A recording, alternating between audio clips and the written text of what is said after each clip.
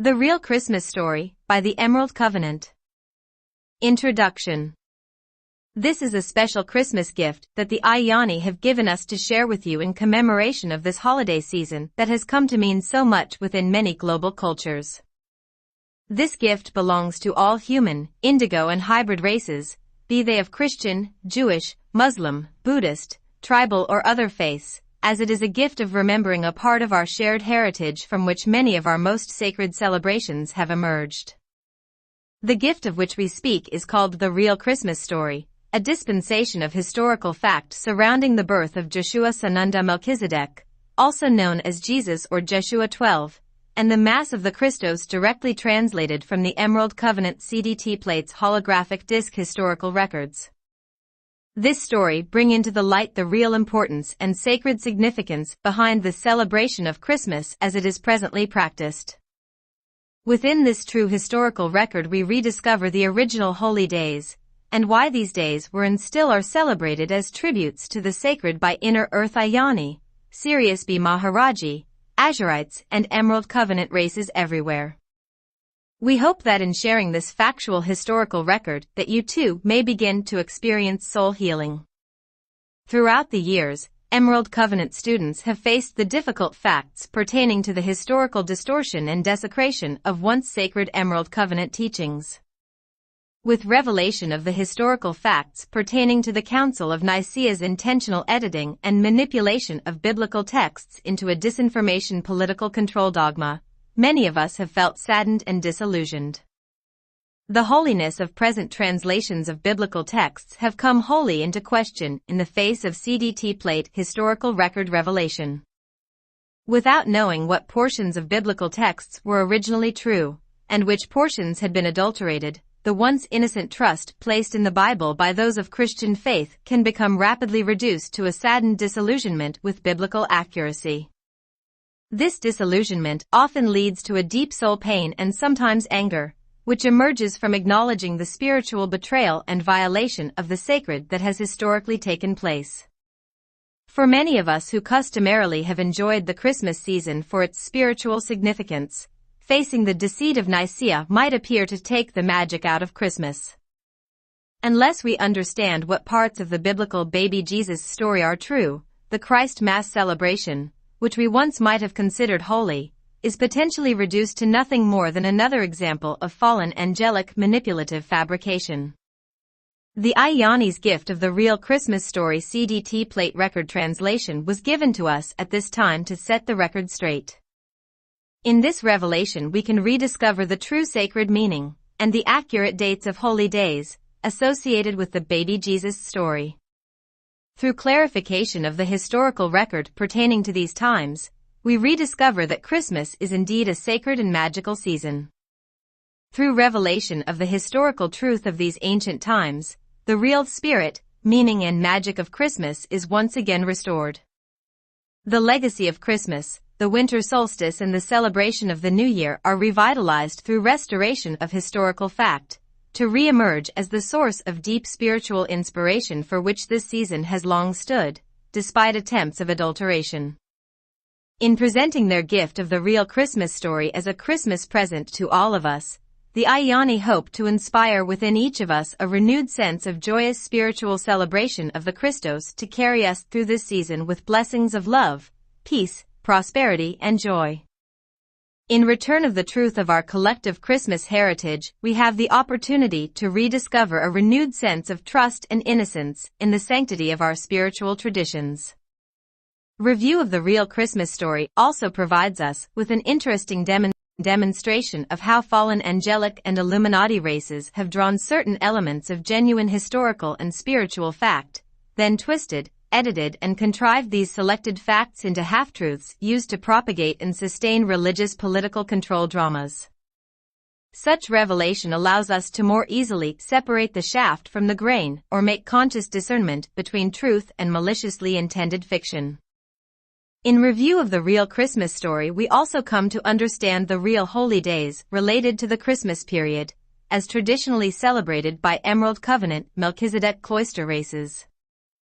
In honor of the Emerald Covenant and the Christiac principles for which it stands, these days of Yuletide celebration, and their associated traditional spiritual practices long upheld by the Ayani priests of War of Inner Earth, will be those officially recognized and sanctified as days of spiritual significance. Celebrated by the Azurite. Christmas is not only a celebration symbolizing the birth of Jesus, it is the celebration of eternal life and the promise of the Christos awakening. The real Christmas is also a celebration commemorating a series of actual historical events and the peoples whom lived them, through which the heritage of the Christos awakening remained, sustained and carried forward in time to bless us with its promise today. Return of the CDT plate historical record pertaining to the birth of Jesus is just one small aspect of the Ayani's ongoing effort to set the record straight on earth. The Ayani's efforts in this regard are offered in fulfillment of their promise, made long ago, to return the heritage of truth and freedom to the guardian races of our planet. We hope that you will find the Ayani's gift of the real Christmas story as healing and inspirational as we have, and that you will share with us, and the Ayani, the spiritual celebrations of the holy days of Yuletide. Through these sacred celebrations as we send the living spirit of the Yuletide and the real magic, which is Christos frequency in consciousness, of Christmas, which is the celebration of the Christos Mass or collective D12 universal Christos divine blueprint, to our beloved Mother Earth and her many beloved children. Happy Christos Mass and a blessed New Year to all. The Real Christmas Story, as translated from Plate 6 of the Emerald Covenant CDT plate recorder discs.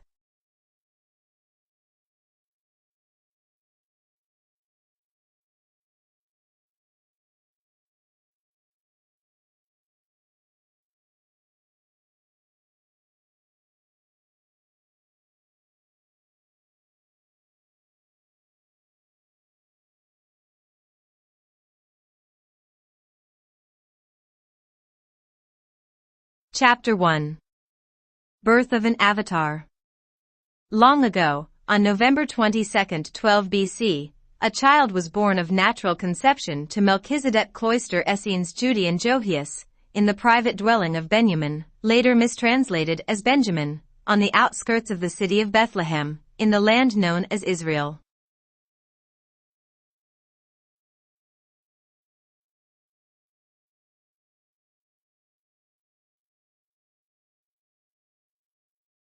The infant's father Johias was a Hebrew cloister Essene Melchizedek Arabinai, which is a second-level Melchizedek cloister ordinate priest, descendant from the house of King Solomon, son of King David.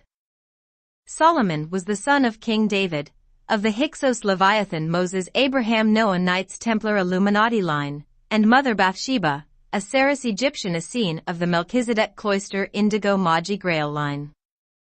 The Indigo Grail line was carried into the Hyksos Illuminati line through conception of Solomon, for the purpose of attempted Emerald Covenant redemption contract bioregenesis of the fallen hybrid Hyksos lineage.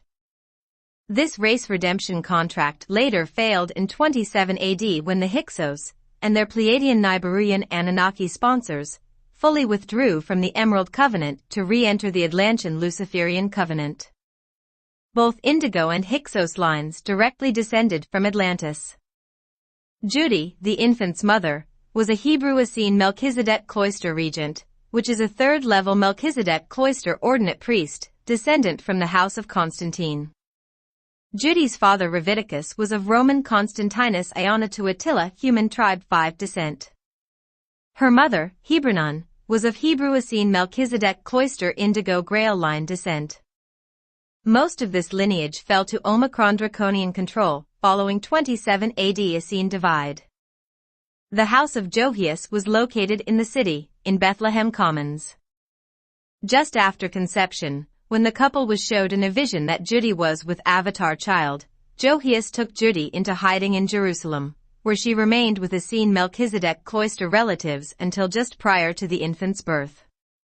Judy was exiled to Jerusalem during her time of waiting, to prevent the Sadducees and Pharisees Illuminati overseeing Bethlehem from discovering the prophesied Avatar birth. The Sadducees were Necromaton Andromy-sponsored Tauzen King Leviathan Illuminati line that raided Hebrew Tribe 2 Indigo Grail line. The Pharisees were an Omicron Draconian-sponsored Dragon King Leviathan Illuminati line that raided Hebrew cloister tribe 2 lines. Judy returned to the house of Benjamin on the outskirts of Bethlehem on November 16, 12 BC, riding by night upon a donkey provided by her 11-year-old escort Emmanuel, son of Benjamin. Judy remained in hiding in the house of Benjamin until the birth of the Avatar child.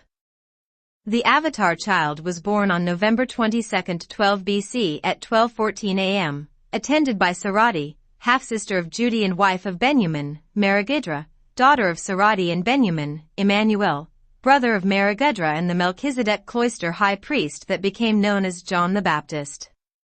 Chapter 2.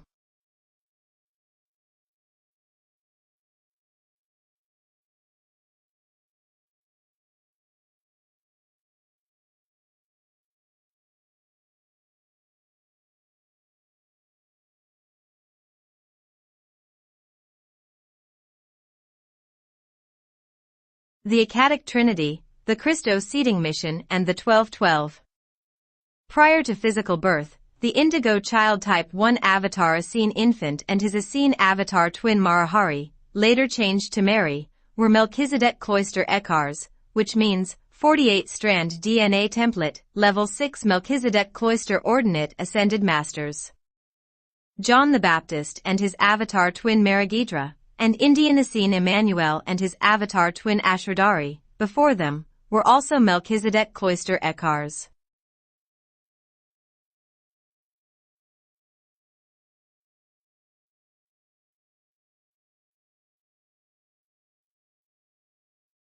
Like all Magi Indigo Grail line incarnates before and after them, all were born as members of Melchizedek cloister Akkadic twin consummate pairs through the Sirius B. Maharaji Council of Azurline Halls of Amori A passage.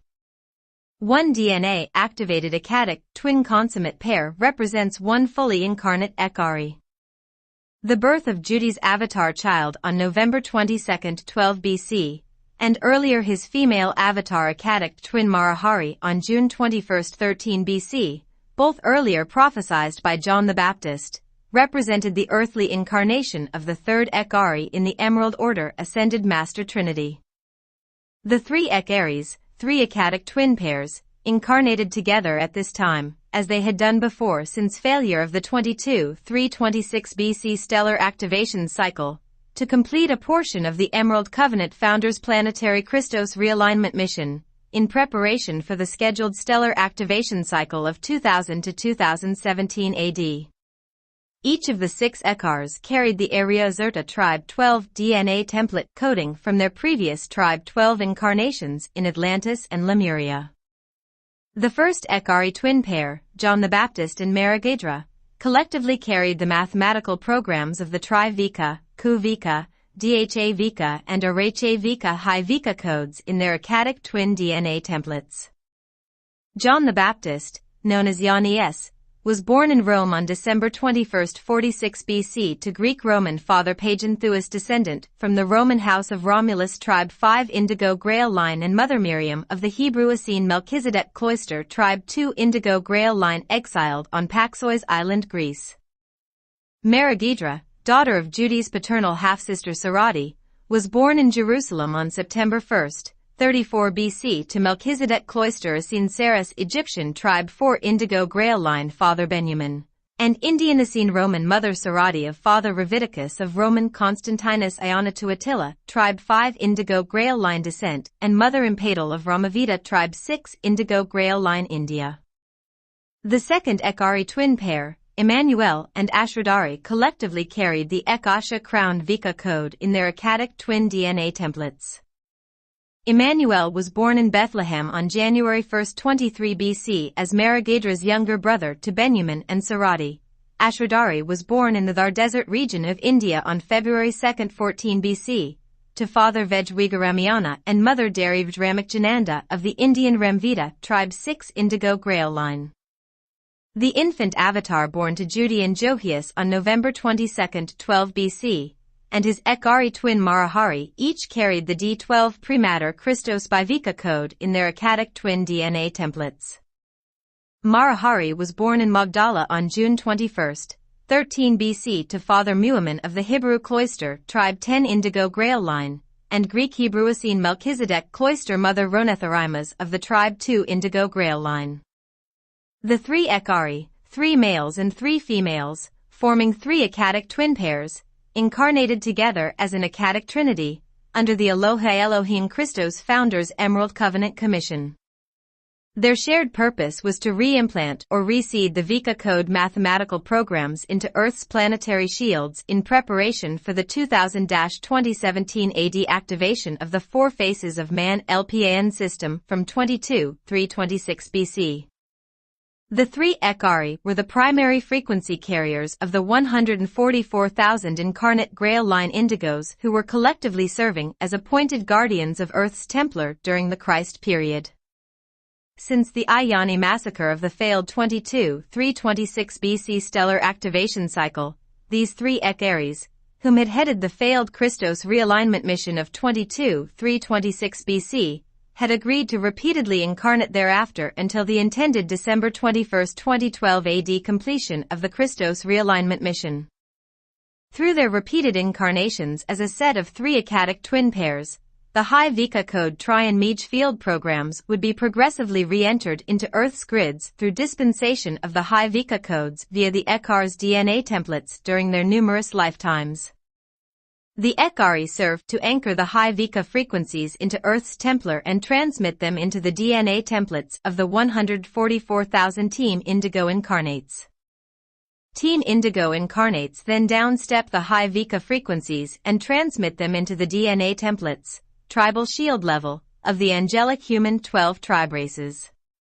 Through repeated incarnations of the Ekaris and their Indigo Grail line team, the high Vika code programs corresponding to the planetary Templar of Earth, Inner Earth and Parallel Earth would reach critical mass imprinting in Earth's Templar and the human race morphogenetic field. Once the high Vika code programs were reseeded into Earth's Templar, the LPIN and APAN systems of the Ayani, Elohi Elohim, Seraphi Seraphim and Braharama Christos Founders races could be activated during the next stellar activation cycle.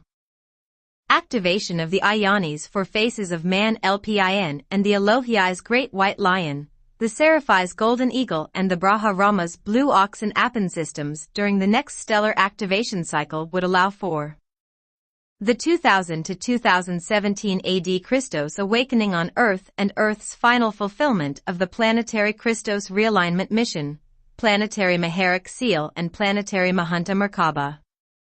The female Ekars carried the base magnetic and the male Ekars the base electrical portions of the Tri, Ku, Dha, Arache and Akasha high Vika codes to which they were commissioned.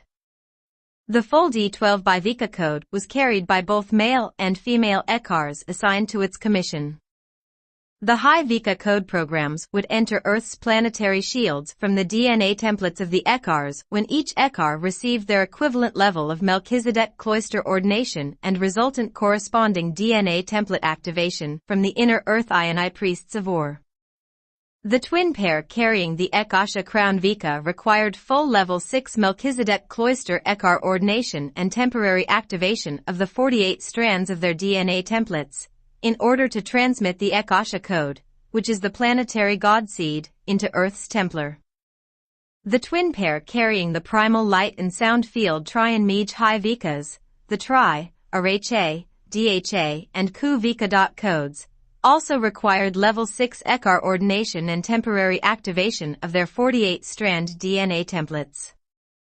The twin pair carrying the D12 Prematter Christos Divine Blueprint by Vika code required level 3 Regent ordination only, through which only 12 of their 48-strand DNA templates would be brought into activation to release the D12 by Vika code program. The Bi-Vika code is the high Vika code through which the D12 Maharata Christos liquid light primal life force current can run into Earth's Templar as the carrier wave for the higher frequency primal light and sound currents associated with the high Vika codes above it. Though the third Ekar pair would only activate their DNA templates to the 12-strand level to become me-regents, their mission was equally as essential as, and their ascended master's status equal to, the first and second Echar twin pairs with 48-strand DNA template activation. The three Echadic twin pairs functioned as an interdependent team. Since D12 frequency could not run through Earth's planetary shields since the fall of Bernoulli in 208-216 BC, the Echar twin pairs could not receive their required level of DNA template activation in Melchizedek cloister ordination on surface Earth, as D12 frequency was necessary to initiate these DNA template activations. Therefore, at different times, each of the 6 Echar avatars comprising the 3 Echari Echadic twin pairs were to be individually brought to the Ark of the Covenant Andromeda portal passage, which anchored into Earth's Templar at planetary star Gate 4 Giza, Egypt, to receive their DNA template activations. While positioned within the Ark of the Covenant passage, D12 frequency could be drawn from the D12 Amori A passage to activate the DNA template. From the Ark of the Covenant passage, the dormant High Vika code programs held by the avatars could be transmitted into Earth's Templar.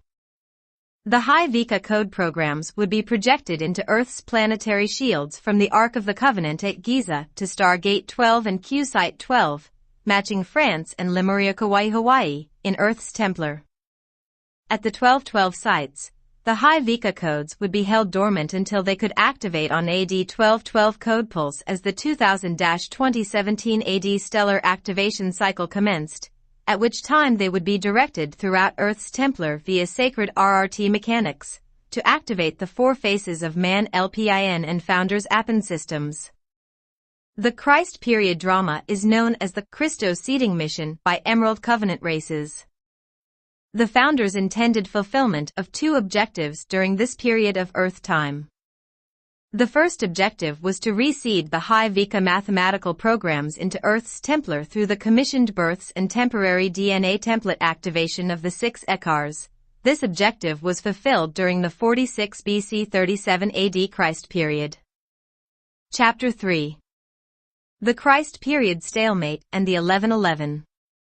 The Founders' second intended objective in the Christ period drama was to release the Nibiruan Anunnaki's forced hold over Earth, by disengaging the connection between the Nibiruan diotic crystal grid at Stonehenge, England, and the Nibiruan battle star Wormwood.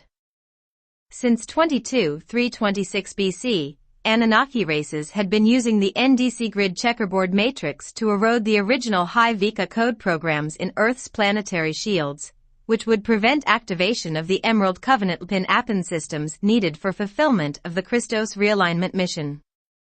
In the Christ period, the High Vika codes were to be reseeded in Earth's grids and the NDC grid program manually disengaged to prepare Earth for the coming 2000 AD 2017 AD stellar activation cycle and Christos realignment.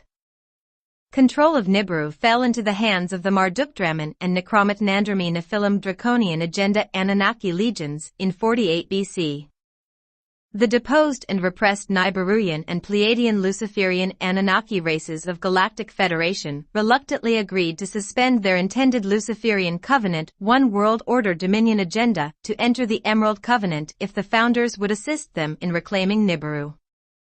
The agreement included an attempted bioregenesis redemption contract for the Pleiadian Nibiruans Earthly Hyksos Templar Leviathan hybrid Illuminati race line. A 9th-level avatar known as Joshua 9 was AD 11 non-Christiac avatar of the Jehovian Anu Elohim fallen angelic collective on Emerald Covenant redemption contract, who was born in Bethlehem in 7 BC to Hyksos Mother Mary, husband of Hyksos Joseph of Arimathea, and Nephilim father Isaiah. Joshua 9 was intended as the genetic carrier of the host matrix for the Hyksos Illuminati Anunnaki hybrid races of Earth. The 6 Emerald Covenant Echars of the Christ period were intended to reclaim the gold Ark of the Covenant box containing the rod and the staff star gate tools from its burial place in Saqqara, Egypt. The Pleiadian Nibiruan races agreed to return to the Echars CDT Plate 11 that had been stolen by Thoth in 340 BC and hidden among Hyksosnites Templar families in Greece during Thoth's Hermes period. In fulfillment of the Christos seeding mission, the rod, staff, CDT Plate 11 and Shield 11 star gate tools were to be brought to Q Site 11 Ireland in 12 AD by the Eckars via the inner earth portals. Q Site 11 and its corresponding Stargate 11 in England, the 1111 site, would be manually activated using the Stargate tools to disengage the NDC grid and checkerboard matrix grid program that was embedded in the 1111 axiotonal ley line via Stonehenge. If the Pleiadian, Nibiruian, Anunnaki and Galactic Federation had not betrayed the founders between 10 AD 27 AD, when they made counter-agreements with the Draconian Anunnaki and Necromantic Andromi Nephilim races of Nibiru, the 6 Eckars would have traveled to Q Site 11 Ireland to disengage the NDC grid in December 12 AD. This was finally accomplished in July 2001.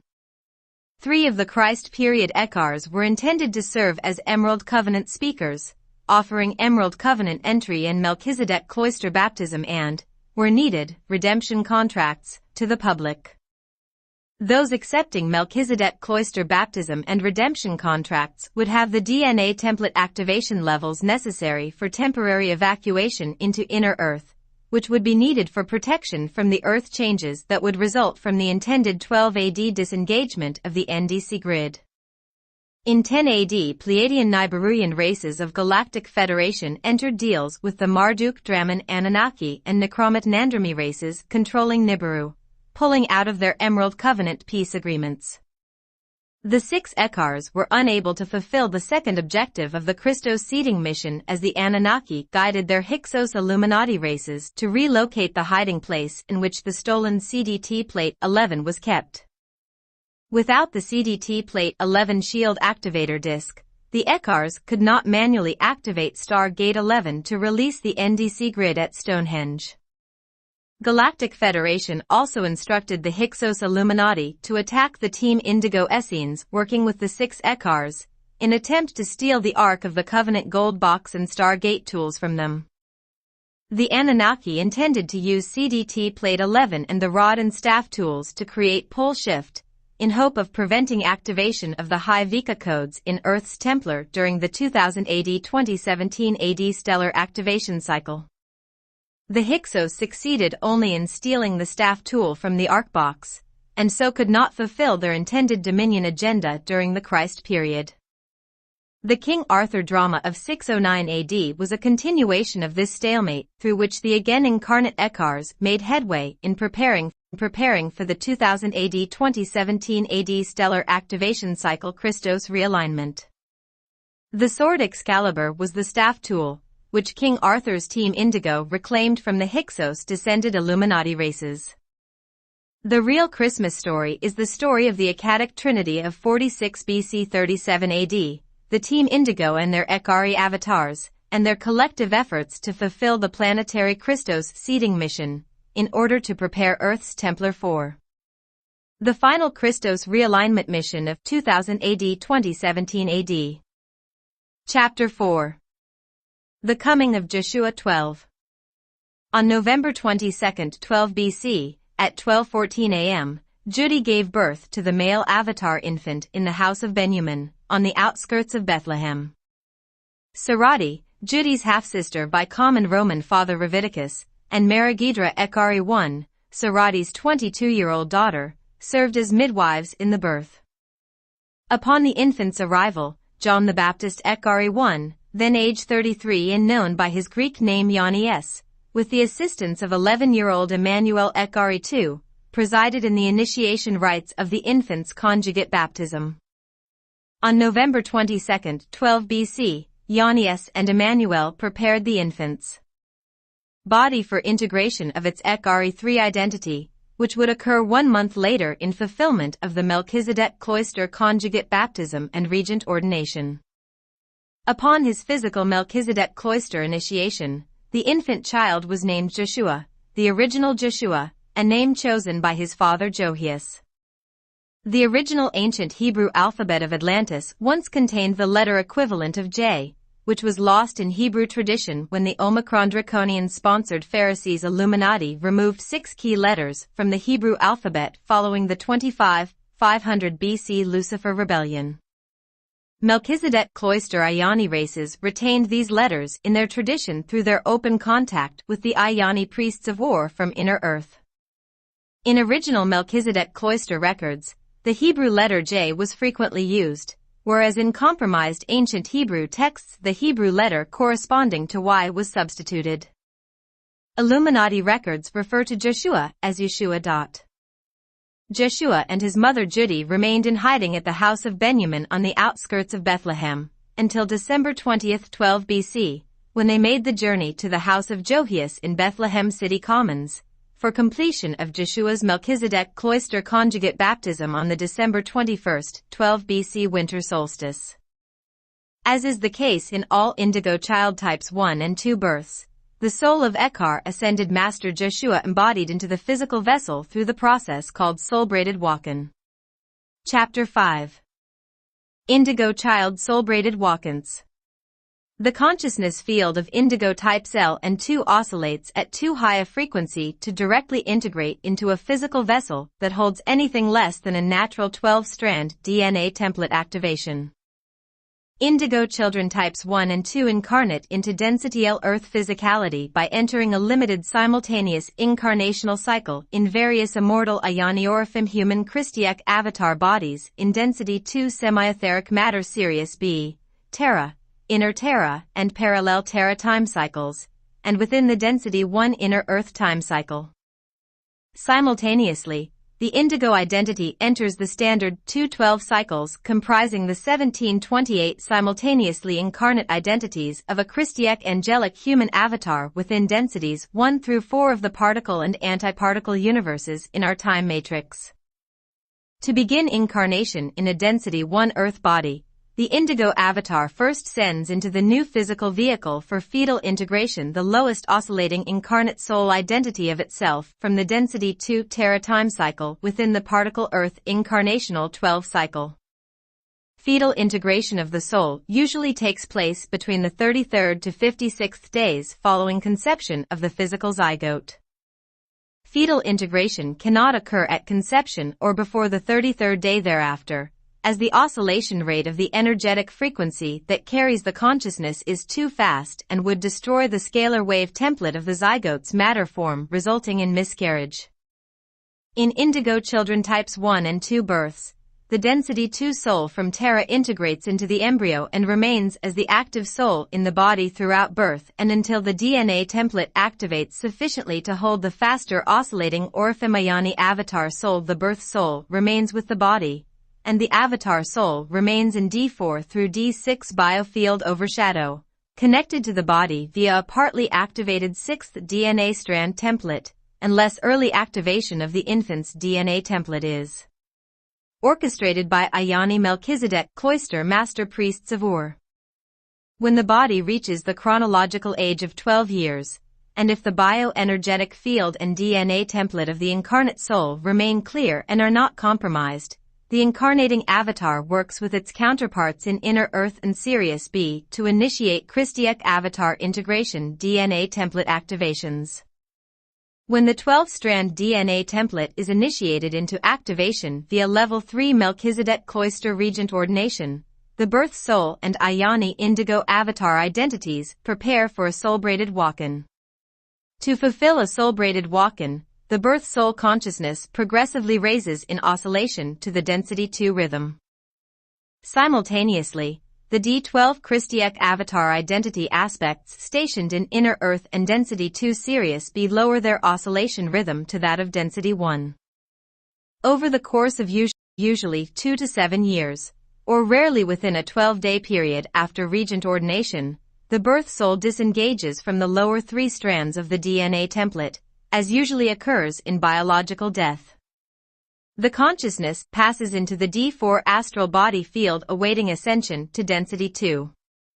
Simultaneously, and in a synchronistic manner, the inner Earth and Sirius B identity aspects of the Ayani avatar transmute their bodies to density 5 antimatter primal light, then lower their oscillation to D4 astral field rhythm. In the D4 astral field of the incarnate body, the Christiac avatar braids together its inner Earth and Sirius B aspects of consciousness and memory imprint, then begins Christiac avatar embodiment in the density 1 Earth body by progressively merging its consciousness with DNA strand templates 1 through 12. As the birth soul walks out to the D4 astral field, the Christiac avatar identity walks into physical embodiment, releasing the birth soul from the body's karmic miasmic imprint. Released from its karmic imprint, the birth soul takes an evolutionary leap, accelerating in frequency to merge its consciousness with the aspect of itself stationed 1 lifetime ahead of the original Terran incarnation from which it entered density 1 fetal integration. The Christiac avatar identity, now intertwined with, and responsible for the DNA template of the density 1 physical body, proceeds to clear any remaining miasmic imprint from the body, while sequentially bringing into sustained activation the first 12 DNA strand templates of the indigo genome for full Christiac avatar embodiment. Once the body can hold at least temporary, sustained 12-strand DNA template activation, the Christiac avatar will then begin activation of the 24 to 48 strands of its indigo Ioni DNA template, if its specific Emerald Covenant Service Commission requires it to do so. Chapter 6. The Soul Birth of Joshua, the Three Kings at the Night of the Trinity and Winter Solstice. On the evening of December 20, 12 BC, Johias left his house in Bethlehem City Commons, traveling to the house of Benjamin on outskirts of Bethlehem to escort Judy and baby Joshua from their hiding place, back to their home in Bethlehem City. The trio traveled through the night by donkey, to avoid detection by the Illuminati Pharisees, Sadducees and the guard of King Herod of Judea, all of whom sought to discover the whereabouts of, and to kill, the new avatar rumored to have been recently born. Johias, Judy and baby Joshua arrived safely at the house of Johias before dawn on December 21, 12 BC. It was necessary for baby Joshua to be relocated to the house of his father Johias by evening of December 21, 12 BC, as this was to be the night of the avatar soul birth. Eckhar John the Baptist and 3 male Melchizedek cloister regent Magi Grail King priests from other lands were scheduled to serve in attendance in completing Joshua's conjugate baptism. John the Baptist and the 3 Magi Kings were commissioned by the Inner Earth Ioni priests of Ur to initiate the electrical frequency transmissions of MC Regent ordination for early fulfillment of Joshua's indigo child soul-braided walk-in. The 3 kings, a brown-skinned Ramvita Grail King from India, a yellow-skinned Yu Grail King from Tibet and a white-skinned Saras Egyptian Grail King from Saqqara, Egypt, were scheduled to meet John the Baptist at the house of Johias, nearest the Bethlehem Inner Earth portal, on the evening of the December 21, 12 BC winter solstice. Each of the 3 Magi Grail Kings brought with them herbs, minerals and sacred preparations as gifts to John the Baptist for use in Joshua's soul-braided walk-in MC Regent ordination. The Magi of India brought a special preparation of myrrh, the Tibetan Magi brought frankincense and the Egyptian Magi brought a highly coveted elixir made from an ancient Atlantean Saras Egyptian recipe. The most coveted, and potentially dangerous potion of all was that made from the collected residue of the transient element celestaline, the liquid excreted through the skin during activation of turnstile DNA in the human atomic transmutation process associated with Stargate Passage ascension. In ancient Egypt, the pure celestaline residue was known as stardust blue or blue powder gold. Upon contact with oxygen, liquid celestaline secretions dry to a fine powder, which rapidly breaks down into inert elemental units. Celestaline powder is a natural biochemical byproduct secreted by the body during Stargate Passage, or upon death of the physical body if the consciousness is able to achieve Stargate ascension out of density 1. Pure celestaline powder can be collected in minute amounts by gently dusting the skin after one has passed through a Stargate and remanifested on the other side. If it is rapidly collected and specifically stored, pure celestaline powder is a powerful healing agent as it can trigger temporary bursts of 12-strand DNA template activation for anchoring an individual's D12 divine blueprint. Celestaline powder is only useful for this purpose if the planetary shields can run D12 Maharata current, which has not been the case since 208-216 BC. In rare cases of expedited indigo child soul-braided walk-in, intended to commence in infancy, a minute amount of ingested pure celestaline powder, plus tincture applied to the base, crown and 12th chakras, can temporarily trigger a minute burst of 12-strand DNA template activation, even on a planet void of D12 current. This effect can only be gained if the powder is collected and preserved from a planetary system capable of running D12 Maharata current, and used rapidly after collection, before it loses its core D12 subharmonic electrical charge. In ancient Egypt, impure celestaline powder or its aged residue was harvested from corpses or mummies whenever discovered. Impure celestaline powder, known as white powder celestaline or white powder gold, was used by Illuminati pharaohs to trigger psychic powers by unnatural activation of higher strands in the DNA template. This process led to permanent disability of the lower DNA strands, physical addiction to the substance and eventual insanity. As celestaline powder derivatives and alchemical concoctions made from elemental gold with the intention of mimicking celestaline effects were lethal and widely abused in ancient Egypt, the Ayani priests of Inner Earth removed this knowledge and access to the substance from surface Earth. Use of pure celestaline powder by Grail line Melchizedek cloister priests for Melchizedek cloister ordinate applications was permitted only on rare occasions, under direct supervision of the Inner Earth Ayani. The Egyptian Magi attending the avatar soul birth of infant Joshua in 12 BC was entrusted to bring the gift of the gold, an elixir of celestaline blue powder gold manufactured in Inner Earth by the Ayani priests of Ur. The Ayani created the blue powder gold elixir, specifically for the purpose of triggering temporary 12-strand DNA template activation to orchestrate the extremely rare event of a 12-day indigo soul-braided walk-in for infant Joshua. Ekar 1 John the Baptist had received his level 6 Ekar ordination from the Ayani priests on his 33rd birthday, December 21, 13 BC, and was taken to the Ark of the Covenant at Giza to transmit the electrical portions of the Tri, Ku, Dha and Arache Vika codes into Earth's Templar. John's Akkadic twin Marigidra fulfilled her Ekar ordination and magnetic Vika code transmission on her 22nd birthday, September 1, 12 BC. Ekar 2 Emmanuel was to receive his level 6 Ekar ordination and electrical Ekasha code transmission on his coming 12th birthday, January 1 BC. Emmanuel's Akkadic twin Ashradari received her Ekar ordination and fulfilled her magnetic Akasha code transmission on her 2nd birthday, February 2, 12 BC.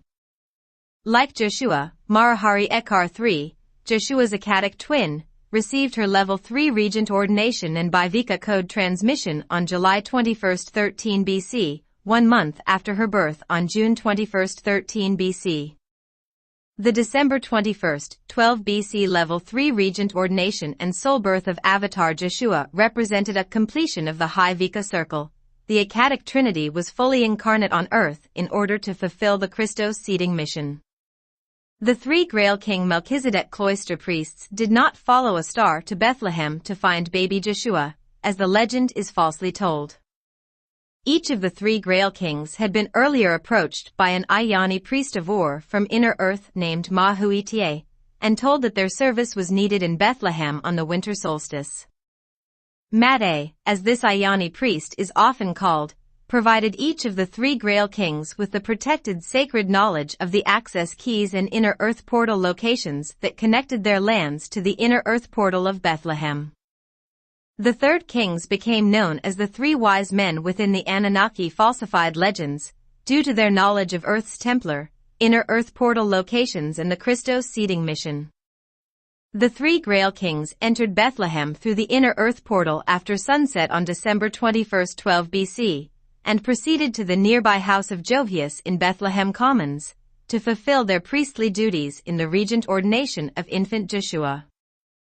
The third kings did not at first realize that their portal entry into Bethlehem had been witnessed by a member of the Sadducee Guard. It was Maha, whom had emerged from the portal to reset its security access template that discovered the detection. When the Sadducees discovered the presence of the three Grail Kings in Bethlehem, they would alert Herod of Judea, and both would send their legions to hunt down the indigo avatar infant to whom the third kings were prophesied to attend. Maha observed the quick return of several Sadducee guards who were then posted to contain the area at which the third kings were reported to be seen. Sneaking past the guards undetected, Maha ran under the cloak of night to the house of Benjamin on the outskirts of Bethlehem, as the three kings made their way safely to the house of Johias. Maha intended to devise a way by which the kings could escape from Bethlehem after attending to the sole birth of Joshua, before Herod and the Sadducees discovered the location of Johias's house where the indigos were hiding. The three Grail king priests arrived at the house of Johias after nightfall, to meet Joshua and John the Baptist. The process of Joshua's regent ordination was completed by 9:45 p.m. Maha reached the house of Benjamin, informing Benjamin of the pending trouble and asking his assistance. Benjamin offered Maha his 2 camels and a donkey, to serve as transportation by which the third kings could escape Bethlehem, in order to make the journey to the main Jerusalem inner earth portal, from which they could return to their homeland safe from Illuminati interference. Benjamin's nearly 12-year-old son Emmanuel, Echar too, volunteered to go with Maha to take the beasts to the home of Johias in Bethlehem Commons. Maha and Emmanuel, posing as shepherds in search of missing flock, rode to Bethlehem Commons, bringing the beasts to the stable of Johias. They entered the home of Johias around 9:15 p.m., just before Joshua's regent ordination was complete, telling of the coming threat of Herod's and the Sadducees' guard, and the need to lead the Grail kings home by way of the Jerusalem portal. Maha planned to send Emmanuel to the stables of the inn on the east side of Bethlehem Commons, the route the kings would take to emerge into the desert night undetected by the Sadducee Illuminati guard. Emmanuel was given a small skin drum by Johias, and provided with 2 different drumbeat codes, one meaning safe passage, the other guard warning. Emmanuel went ahead to the designated stable location to observe the activity of the Sadducee guard. When the area near the inn appeared clear of guards, Emmanuel beat out 1 round of the safe passage drumbeat, which was heard by Maha, waiting at the house of Johias. Maha then led the 3 Grail kings upon the beasts, through the quiet streets of Bethlehem, to the edge of town in the east. Maha instructed the kings to ride into the desert by following the brightest star. The star that the third kings followed to escape from Bethlehem after tending to Joshua was a Merkaba vehicle plasma ship, intentionally positioned by the Maharaji blue races of Sirius B. Maha had arranged through his constant telepathic link with the Maharaji, for the Star of Bethlehem Merkaba ship to appear, to direct the Grail kings to the appropriate desert area. The kings were instructed to wait in the desert for Maha's return the following evening, December 22, 12 BC, for escort to the Jerusalem inner earth portal. But Maha, in the flesh, could not return. Chapter 7. The Little Drummer Boy, Morning of Morning, 12:16 a.m., December 22, 12 BC. Maha had led the 3 Grail kings to the desert edge on the east of Bethlehem, as Emmanuel waited hiding in the stable by the inn-keeping guard over Maha's intended return path. Maha was to return to the stable to collect Emmanuel and safely return him to the house of Benjamin on the outskirts of Bethlehem before dawn. Emmanuel watched the inn road from the shadows of the stable, and Maha began his return from the desert edge as the third kings followed the star into the safety of the desert night. Suddenly Emmanuel heard a clamoring of people coming down the olden road. He was quick to identify them as the Sadducee guard, who had begun door-to-door raids in search of the kings and the Avatar infant. If Emmanuel did not warn Maha, Maha would be caught by the Sadducees as he returned to the stable. In hope of alerting Maha to the pending danger and diverting the Sadducees' attentions from the nearby home of Johias, Emmanuel, hidden in the stable, repeatedly beat out the guard warning drumbeat upon his small skin drum. Hearing the odd drumming in the silent night, the Sadducees stopped their raids to trace the beating to its source. The Sadducees descended upon the inn stable just as Maha had returned. Knowing Emmanuel was trapped within the stable, and that his arrest and anticipated torture and interrogation by the Sadducees would bring Herod's suspicion down upon the houses of Benjamin and Johias, Maha attempted to create a diversion by running and yelling through the street. Maha dodged behind the stable and entered from the rear, hoping to lead Emmanuel out to safety in the direction opposite to the Sadducees' advance. But several Sadducees remained posted at the stable and saw Maha's entry and the waiting boy. They hailed the return of the remaining guard. Maha and Emmanuel knew they could not allow themselves to be captured by the Sadducees because Emmanuel would be easily identified as the son of Benjamin, endangering all of the Indigo Grail line families in Bethlehem. They had to find means of escape. They refused the Sadducees' repeated demands of surrender, and the Sadducees began throwing their lit torches upon and within the inn stable. The small stable was quickly surrounded in flames. There was no point of escape for Maha and Emmanuel. Maha laid 11-year-old Emmanuel in the water trough from which the stable beasts had drunk, then lay his own large body atop of him, in hope of protecting the boy from the encroaching flames. Just before Maha lay down to cover the boy, he saw the roof beams of the stable glow red with flame and heard the whining crackle of their burden. Both Maha and Emmanuel knew at that moment that a new plan for fulfillment of the Christos seeding mission would need to be initiated. Both knew that their physical bodies would die that pre-dawn morning of December 22, 12 BC, and that both would need to return to complete their part of the sacred mission. Maha and Emmanuel left their bodies at will as they lie in the water trough manger, just before the stable roof collapsed to consume their physical vessels within the angry flames. Both died in peace, knowing that they had at least diverted the Sadducees' immediate attentions away from the house of Johias, leaving time for baby Joshua to be led to safety. The morning of December 22, 12 BC, from 12 a.m. to dawn is known as the Morning of Mourning among the Emerald Covenant races, in commemoration of the sacrifice of love made by Emmanuel the little drummer boy and Maha, in their protection of Joshua and commitment to the Christos seeding mission. The Morning of Mourning rapidly gave way to a celebration of eternal life, as December 22, 12 BC became the Day of Visitations, through which the Christos seeding mission was at least partially completed. Chapter 8. The Shepherd of Light and Feast of the Golden Wreath, Day of Visitations, Dawn to Dusk, December 22, 12 BC. Following the death of their physical bodies in the stable fire, Maha and Emmanuel transitioned to the spirit form with which they were most accustomed. The three Grail kings, unaware of the tragedy, remained in the desert awaiting Maha's return to guide them home through the Jerusalem inner earth portal. News of the stable fire spread throughout Bethlehem, reaching the house of Johias and Benjamin by dawn. Emmanuel's mother and sister Maragidra entered a state of deep mourning, as did John the Baptist in the house of Johias. From their position in spirit form, Maha and Emmanuel received guidance from the founders to work together in keeping the Christos seeding mission on track.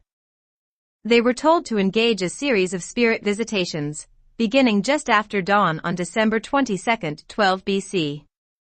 Visitation 1.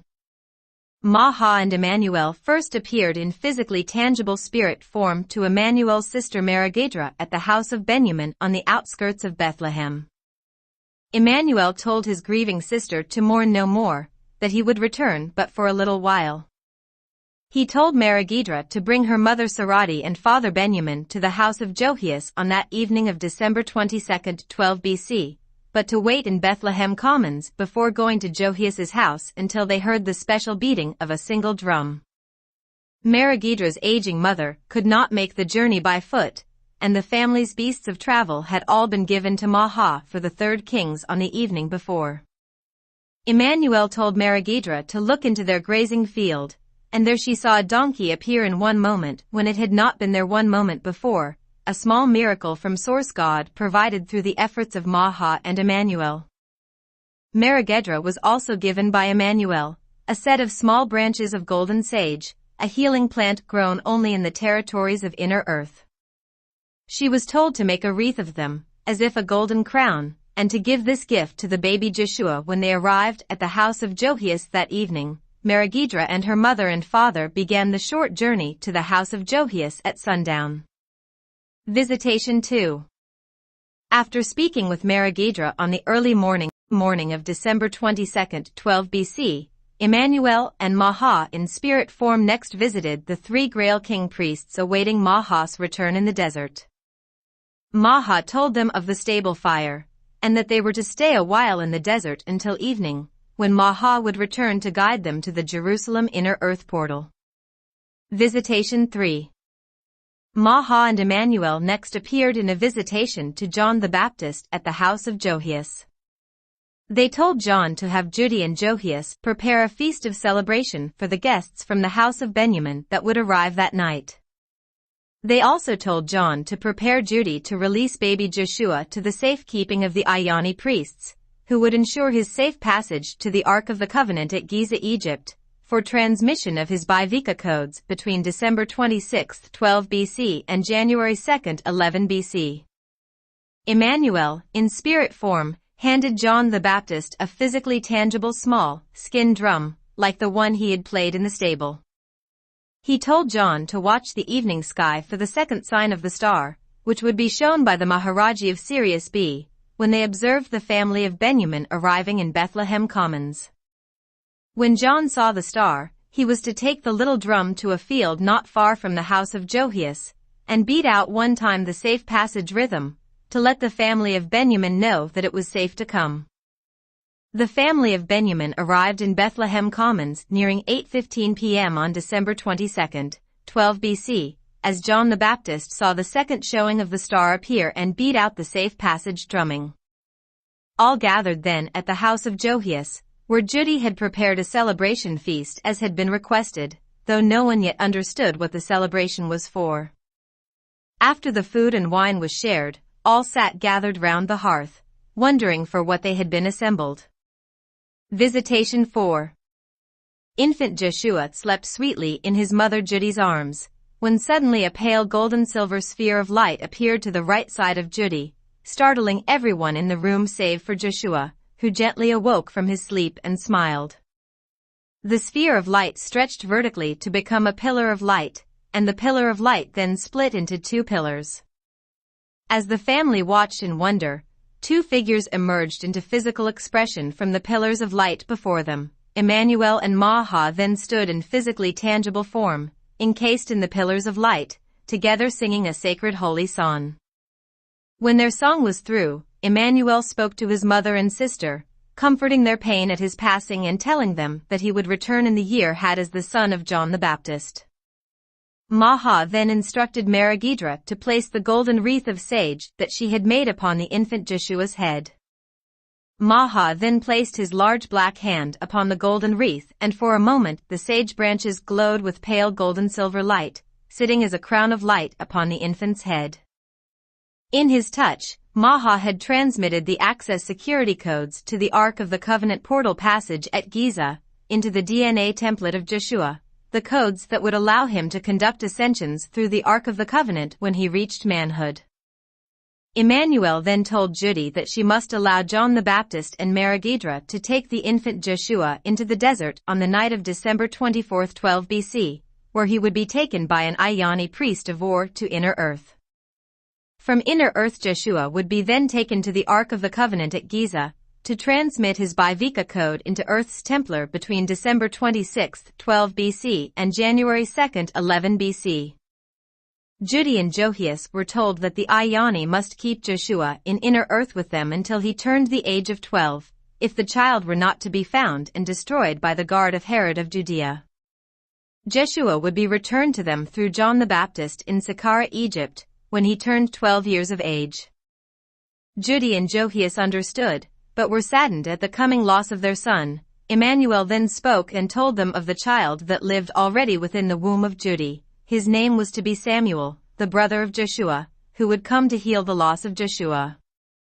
Maha and Emmanuel then dematerialized, instructing the family to burn the golden wreath within the fire, to release its frequency into their home, to provide temporary protection. The Feast of the Golden Harvest Wreath on the evening of December 22 became a tradition among the Indigo Grail line race of Earth since this time. Following the fourth visitation, Maha then revisited the three Grail kings awaiting him in the desert. Maha told them to set loose their beasts, bury their kingly goods and to tear their clothes like beggars, so they might approach the city of Jerusalem as unassuming beggars. Maha, again manifesting in tangibly physical form, taking on the image of an old shepherd, led the disguised kings to the Jerusalem inner earth portal entrance, arriving a bit after dawn on December 23th, 12 BC. The third kings safely passed to inner earth through the Jerusalem portals, and returned to their respective homelands on December 24th, 12 BC, with the commission of committing their knowledge into sacred writings among their cultures. In these writings, Maha became known as the Wayshower and the Shepherd of Light, the original Father Christmas upon which later legends were built. On December 23, 12 BC, John the Baptist and his Akkadic twin Meregidra took infant Joshua into the desert to meet the Ioni priest. On December 24, 12 BC, the Akkadic twins were married by the Ioni priest and told to stay 2 days in the desert for later instruction. On December 26, 12 BC, the Ioni priests brought infant Joshua to the Ark of the Covenant at Giza, where his Bivika codes were transmitted into Earth's Templar, between December 26, 12 BC and January 2, 11 BC. Also on December 26, 12 BC, a group of 3 Ioni priests emerged from inner earth to bring the understanding of the Christos seeding mission to John and Meregidra. The priests explained that the Ekasha code carried by Emmanuel had not been entered into Earth's Templar as intended, because Emmanuel's body had died prior to his Ekar ordination originally scheduled for January 1, 11 BC, which would have been Emmanuel's 12th birthday if he had not been killed in the stable fire on December 22, 12 BC. John and Meregidra, each carrying the DNA templates of an Ekar and together representing fully incarnate Ekari, could serve as parents of Emmanuel when he returned to fulfill his part in the Christos seeding mission. The only problem was that Meregidra was infertile and could not conceive a child. The founders, through their Ioni spokesman, asked John and Meregidra if they would sacrifice, for just a little while, the great comfort of their love and companionship of which they had just rendered fulfilled in marriage. Meregidra would need to die in the flesh, to rapidly be reborn and grow up to again marry John, a union through which the rebirth of Ekar to Emmanuel could be complete to fulfill reseeding of the Ekasha code into Earth's Templar. With great sadness but devotion to the Christos seeding mission, John and Meregidra agreed. John was told to leave Meregidra in the desert, and on January 1, 11 BC to look again for the third and last showing of the star, which would tell him that Meregidra had passed on. December 26, 12 BC became known as the Day of Revelation. On January 1, 11 BC Meregidra left her body to return to spirit form. On January 2, 11 BC, infant Joshua completed full transmission of the Bivika Christos code into Earth's Templar and his stay in the Ark of the Covenant beneath the Great Pyramid of Giza came to an end. Joshua was taken into inner earth and raised by the Ioni priests until he was returned to John the Baptist in Saqqara, Egypt at the age of 12 years. January 2, 11 BC became known as the Festival of Light, the night of the Christos Mass, commemorating the return of the Bivika code and the Christiac potential to earth and its peoples. This day is considered the High Holy Day and true Christmas of the Emerald Covenant Indigo Grail line races. On September 1, 5 BC Meregidra was reborn to Judi and Benjamin, whom had married following the death of Benjamin's wife, Judi's sister Sarati. Meregidra returned in 5 BC as the albino female child named Miriam, maternal half-sister of Joshua. On December 24, 10 AD, young Miriam was again married to her elder Akkadic twin John the Baptist, Yannies, in a ceremony pre-formed by her older half-brother Joshua. On December 21, 11 AD, Miriam gave birth to John's son Jeremiah Emmanuel, the return of Ekar Emmanuel and the Ekasha code. The Ekasha code was re-entered into Earth's Templar on January 1, 12 AD, fulfilling one of the 2 founders' objectives of the Christos seeding mission. Between 10 AD 27 AD, the Nibiruian Anunnaki and Galactic Federation broke their Emerald Covenant promises to the founders, and proceeded to misdirect their Joshua 9 Anunnaki D11 avatar, born 7 BC, and their Hyksos Illuminati hybrids, into their original Luciferian Covenant One World Order Illuminati Dominion agenda, which culminated in the 27 AD event known as the Essene Divide. But because of the partial success of the Christ period Christos seeding mission, the high Vika codes were reset in Earth's Templar to allow for the fulfillment of the planetary Christos realignment mission in our contemporary 2000-2017 AD stellar activation cycle. The story of the high Vikas is the real story of Christmas, and it is the celebration of the return of Earth's Christos divine blueprint and humanity's final freedom from the fallen angelic forces of Phantom Matrix. Epilogue. The dates of December 21st, 12 BC through January 2nd, 11 BC became known as the 12 Days of Christos Mass, each day representing the activation of the Bivika code within one of the 12 DNA strand templates of infant Joshua. The 12 days of Christmas culminate in the Christos Mass Festival of Light of January 2nd. Since the times of the Christ period, the Christos Mass has been the celebration of the Christos awakening that was long scheduled to take place on January 2, 2002 AD, when the Bivika code would reach critical mass and begin its activation cycle in Earth's Templar, initiating the fulfillment of the planetary Christos realignment mission, intended to complete on December 21, 2012 AD. The real Christmas story will reach its final chapters in our contemporary times, as the Team Indigo Grail line races have returned to fulfill their part in the planetary Christos realignment mission. The end. Edited and recorded by Itai Byron. Thank you for listening.